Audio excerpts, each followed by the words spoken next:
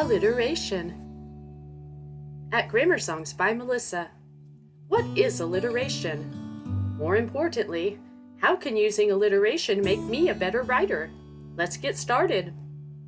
Alliteration is the use of repetitive letter sounds to create a poetic element when writing.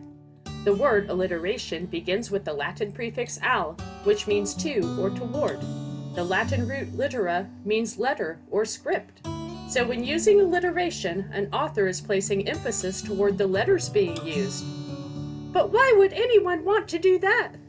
There are different reasons, so let me explain.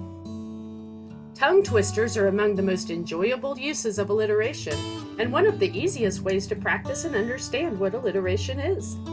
Most people have heard famous tongue twisters such as Peter Piper picked a peck of pickled peppers, she sells seashells by the seashore, and how much wood could a woodchuck chuck if a woodchuck could chuck wood?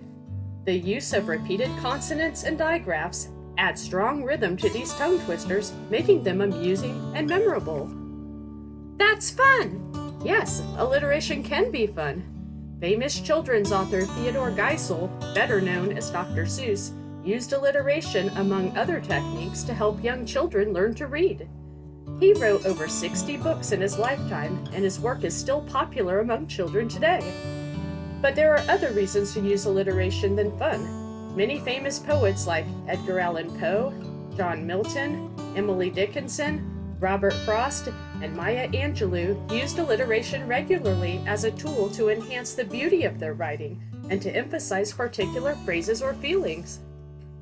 Maya Angelou used alliteration in her famous poem The Caged Bird to create imagery, a visual picture for her readers.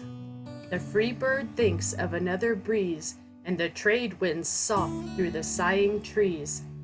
Her repetition of consonant sounds is used to emphasize phrasing within her poem. Alliteration is also used as a marketing tool because the repetition of sound can make products and businesses so memorable. You have probably heard of stores like Best Buy and Rack Room Shoes, hotels like the Red Roof Inn, and restaurants like Chuck E. Cheese and Dunkin' Donuts. The alliteration or repetition of initial sounds is apparent. There are examples of alliteration every day in products we see, like Captain Crunch, Krispy Kreme, Kit Kat, Coca-Cola, and Minute Maid, just to name a few. So we use alliteration every day. We do. And it's important to note that alliteration is the use of repetitive letter sounds when writing. Sounds is the key word here.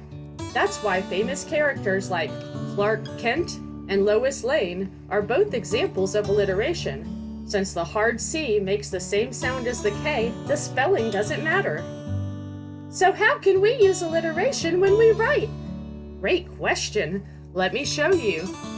Alliteration can have a different impact on the text or a different experience for the reader depending on how it is used.